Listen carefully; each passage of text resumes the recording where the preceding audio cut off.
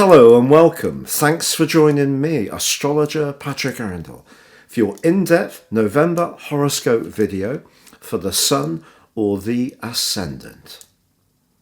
Before I begin, I'd like to briefly tell you about my year 2021 personal horoscope special package. This gives you a forecast and a character analysis. But also, if you order now in 2020, I'll give you the rest of this year free. Get 30% off this package based on your time, date and place of birth. It's totally individual to you and will give you searing insights into what you can expect in the months ahead. Please see beneath this video to click on the link to order.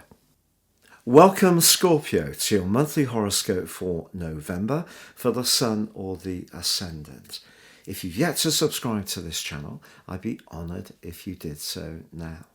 This month begins with the Sun in your sign. This is primacy. This is about you expressing your individuality. And this is going to be enhanced by a glorious new moon in Scorpio on the 15th, which can give you a launch pad to express so many talents and skills and enthusiasm. But at the very start of the month, both Mercury and Venus are just locked away in your 12th solar house, which is a more shielded, more sheltered location, which is deeper. Now, of course, a big part of your nature is quite reflective, and you do need time to sometimes think things through.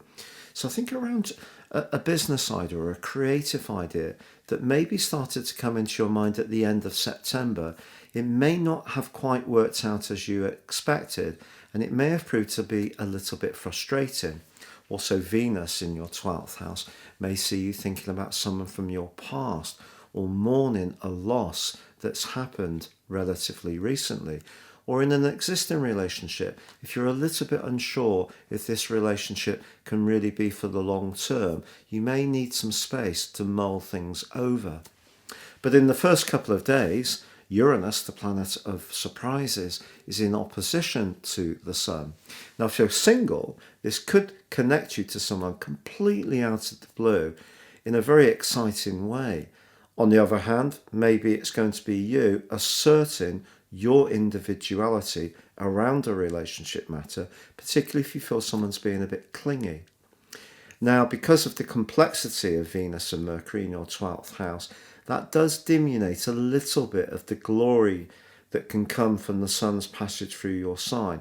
But this story has much time to run. And of course, Mercury is in retrograde. Has been since the 14th of October, been in shadow since the end of September. Now, it comes out of retrograde on the 2nd. That's something for us all to celebrate. But through to the 10th, it is blocked. It's inhibited by Saturn in your sector of everyday communications. Do you know, I'm going to tell you something now that I'm not going to find easy to say, because I always try to be very honest, but also very cautious in how I express things. But there could be someone around you who's not inclined to be quite as honest as you would like or hope in this first 10-day period. So I would be very cautious about sharing anything confidential or highly sensitive with someone you've never really completely trusted or don't know very well.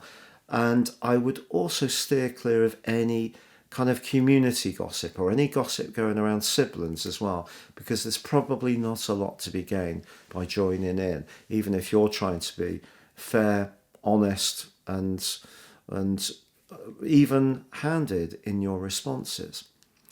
However, it is true that from the 9th through to the 19th, Jupiter, the planet of growth, is forging an awesome angle to the Sun.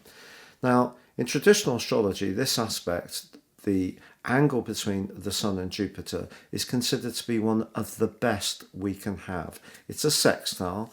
It's 60 degrees. It's enabling. Jupiter is about expansion. It's about optimism. It's about good luck. And the Sun, of course, is the primary centre of all our drive and energy. So I feel that your enthusiasm could be really quite infectious.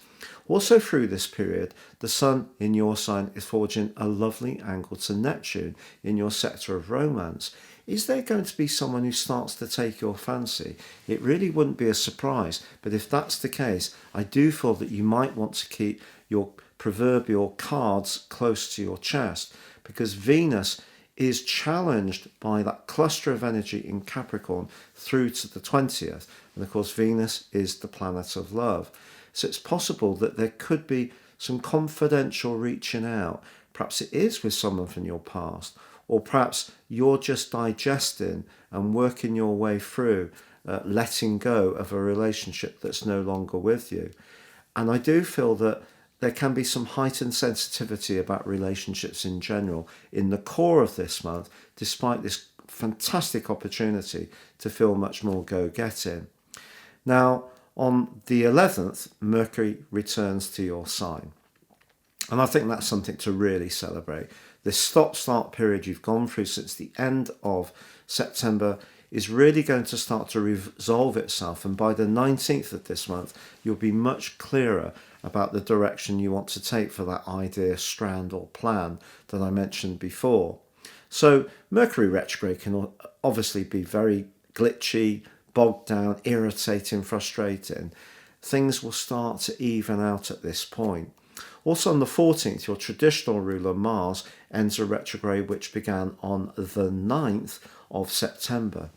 Now Mars is in the part of your horoscope to do with health, to do with organisation, to do with work and application, and where you're going to be most focused. And if any of those areas have felt particularly brittle or difficult, and with COVID it really wouldn't be a surprise, Mars of course has been in conflict with the 3 planets in the sign of Capricorn, and that's probably been creating a lot of nervous tension. That can start to ease away. So if you have been having some headaches, or you find it difficult to sleep, or you're feeling a bit more agitated or irritated by the imperfections that we've all had to deal with, it really would be understandable, but it will ease. Then that glorious new moon comes in your sign, linking beautifully with Neptune and Jupiter. This is a great chance to give yourself a glamorous new makeover, to think afresh. You've got Mercury in your corner now, things are speeding up, there's a whole load of traction coming in, and I do think it's going to be very exciting. On the 21st, the Sun moves out of your sign into your sector of everyday resources. But on the same day, Venus moves out of that very reflective zone it's been in for the previous 28 days, and it moves into your sign. You're going to feel like you're drawing a line in the sand. It's no longer being conflicted by those 3 planets in Capricorn. It can be a freer spirit. You're going to feel much more alluring, much more yourself. And don't be surprised if some romantic interest follows from the new moon this month right through to the middle of December 2020, because the vibe that you're going to be emanating is so evocative. Now on the 29th, Neptune, which has been retrograde since the 23rd of June, that ends that retrograde. So any confusion, any mysteries around a relationship, a love relationship, that all the clouds are being blown away. It doesn't mean to say that you'll get exactly what you're wanting, but what it does mean is that you'll have much greater certainty about what you need. And then we have annular lunar eclipse on the 30th in the sign of Gemini. Now this activates your second 8th house polar axis, suggesting that resources are going to be something you're thinking about in the following 2 weeks, so the first 2 weeks of December. Now, maybe a cost or an unexpected bill or an insurance reminder, this kind of stuff could come up, but I think this is more about your self-worth and your values, which is what the Sun in the 2nd house is about. And having the North Node in the 8th house, as you do, in the sign of Gemini, being augmented by this particular eclipse, just suggests that the things you aspire to, the things you're passionate about that feed your immediate everyday needs, they have to be things that are spiritually in tune with you, as well as physically and materially in tune. So I think that's what that eclipse is asking you to think about as this month draws to a close. But you're going to move from a stodgy start this month, Scorpio, just being really truthful with you, with some blocks, with Saturn on Mercury the first 10 days, the Mercury retrograde. Once you get to day 11 and Mercury returns to your sign and you have that glorious link between Jupiter and the Sun from the 9th, yes, you need to be aware that there has been some big frustrations for us all with that posse in Capricorn clashing with Mars since the end of July.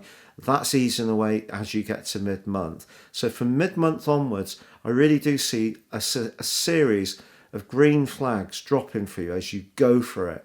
And you really can pick up speed, pick up conviction, but most of all, you're going to be giving out some wonderfully evocative energy, which can draw a lot of goodness to you, not just romantically, but people can warm to your ideas and the passion that you have for the things that really do set you on fire. It's been a real pleasure being with you. Please do stay safe, take care, good luck, and goodbye.